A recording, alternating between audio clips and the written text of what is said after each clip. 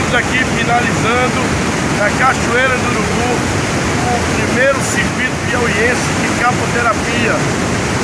E em março estaremos aqui com os idosos de Teresina visitando esse grande espaço aqui. Olha que maravilha da natureza aqui no nosso estado do Piauí. Olha que riqueza. Então os idosos vai fazer um grande cartão postal aqui nesse espaço. Valeu? Grande axé e até março, hein?